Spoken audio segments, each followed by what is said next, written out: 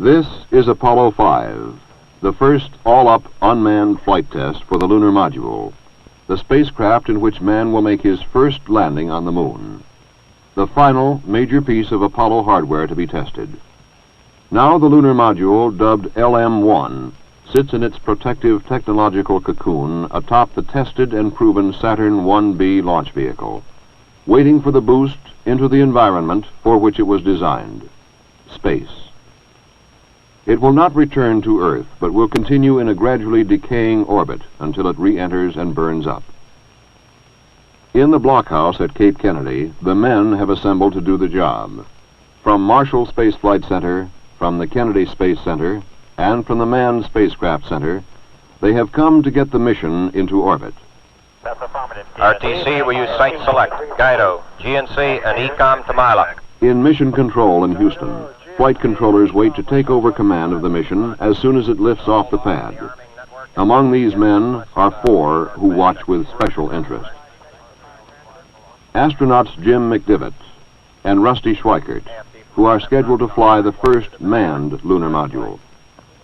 And in a support room next to the control room, astronauts Frank Borman and Bill Anders, who will fly the lunar module on its rehearsal of the first manned lunar mission. Go flight. GNC. Go flight. Procedures. Go flight. AFD. Go. Network. Go flight. Computer soup. Go flight. RTC, you on AFD conference. RTC is on AFD conference. Roger. Best of luck. Number 2 is go. Okay, go ahead and reload.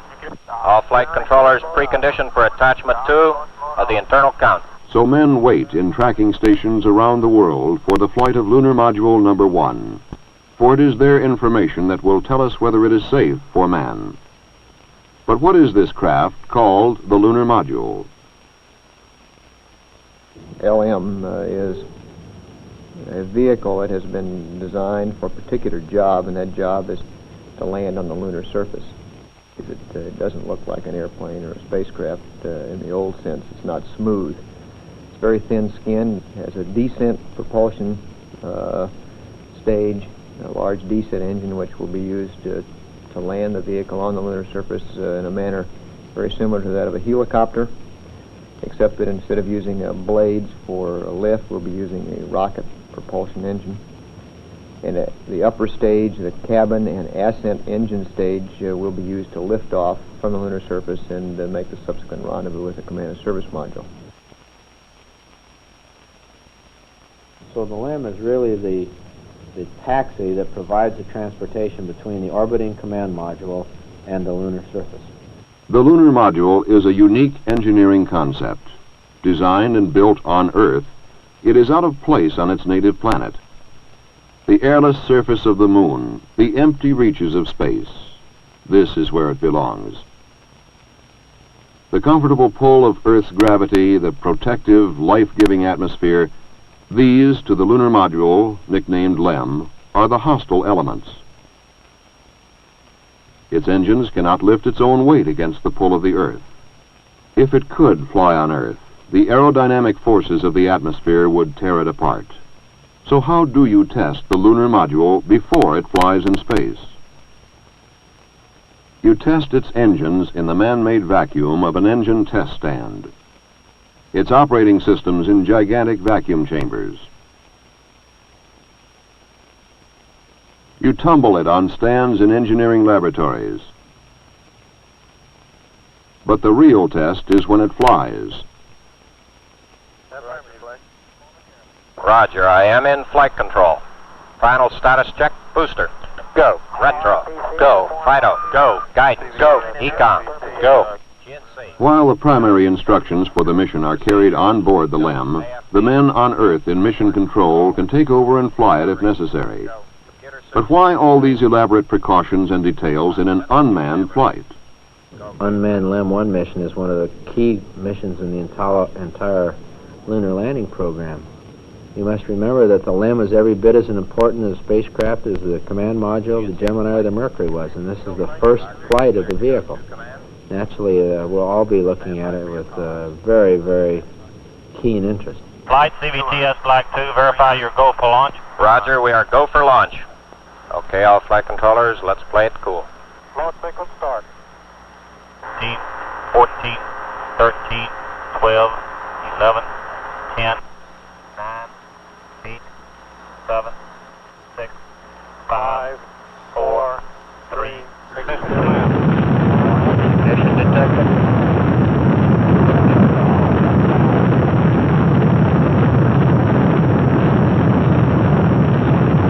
Transmit 5 enter. Clock start, 5 enter.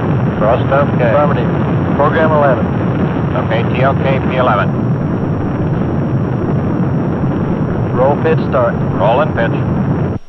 Go on IP. Go IP.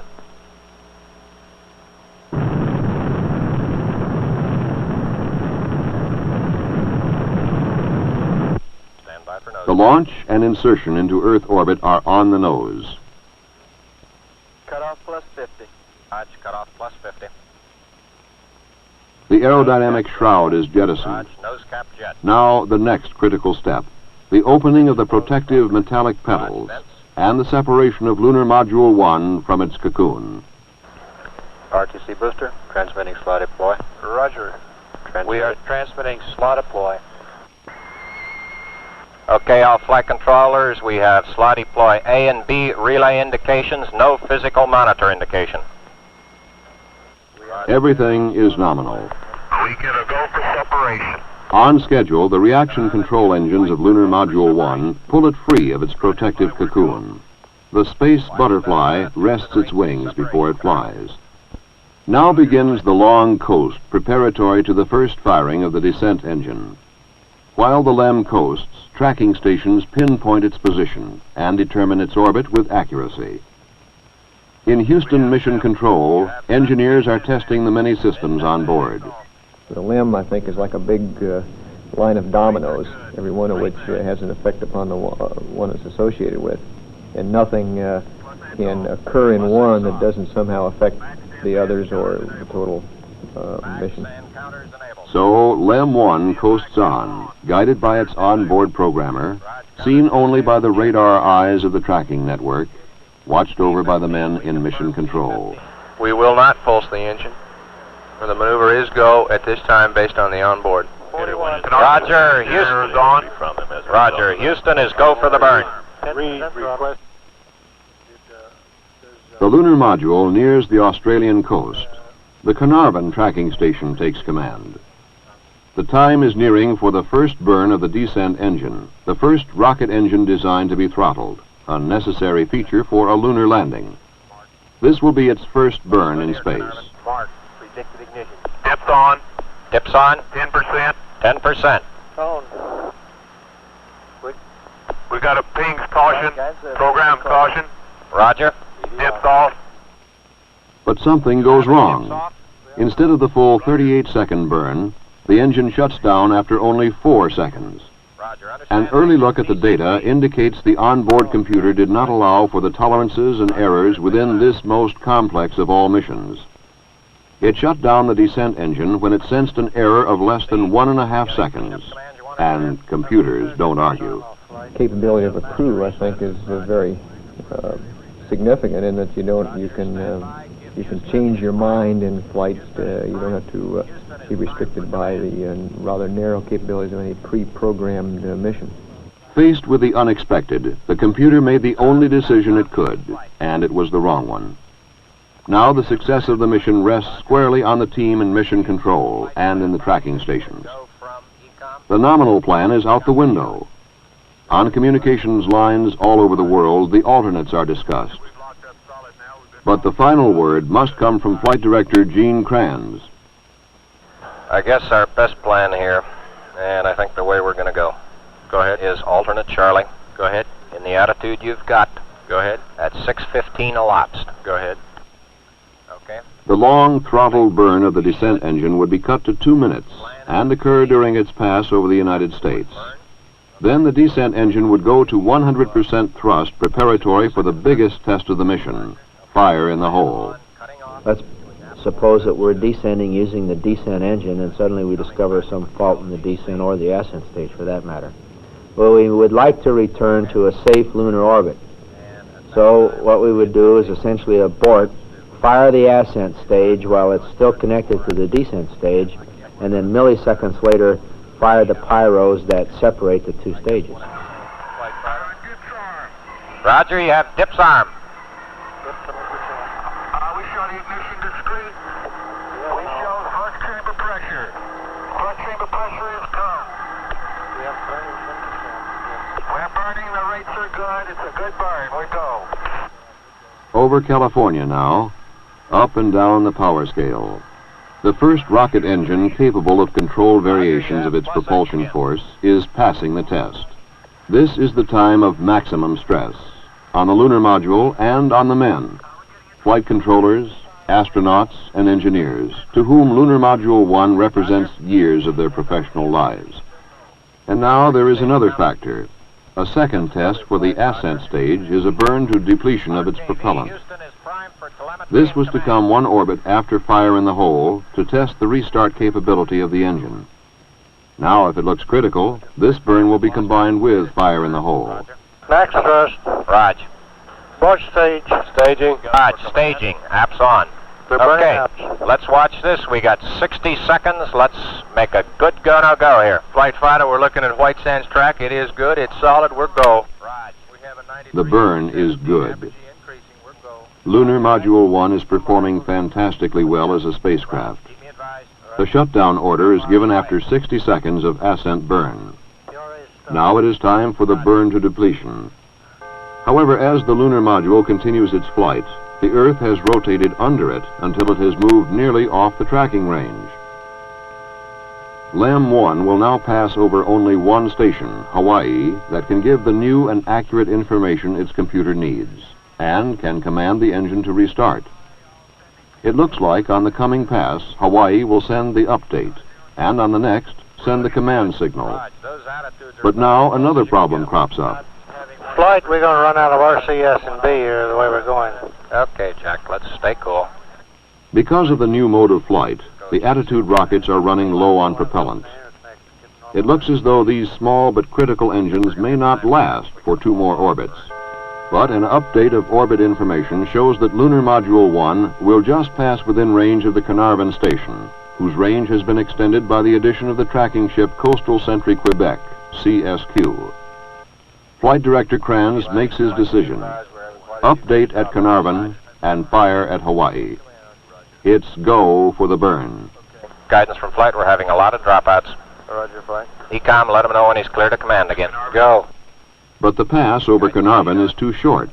The full update does not get to the lunar module, including an instruction that would have drained some of the propellant from the ascent engine tanks into the tanks of the Attitude rockets. Without this propellant, it is doubtful if the final ascent burn can be ignited. Now it gets tight. Tank pressure is just enough. It has to be this orbit. The flight team is under the gun. Kranz's plan is time critical. The rest of the information will be sent up early during the Hawaii pass. After a quick guidance check, the ascent propulsion system will be fired. The signal to ignite the engine is PRA-5. Do you have clock and compare pulses? That's negative, flight. We got a spacecraft reject on that. We don't show any clock compare pulses, flight. Retransmit. Guidance execute PRA start. It's go. The burn works. Okay, And at shutdown, it holds. You got it? All systems are still operating as expected, beyond what was expected. You're going to transmit NIC select here for me? It's been a tremendous test of the engine, and that's what it was all about. Do you want me to stand by here? Negative, you've done it all, and good work, Gary. Beautiful job. Throughout the flight of Apollo 5, the lunar module had performed magnificently. All systems operated either as predicted or far exceeded the predictions. The inability of an onboard computer to cope with a programming error was overcome by the infinitely more flexible mind of man. Hundreds of additional commands sent from Earth put the lunar module through a demanding real-time test.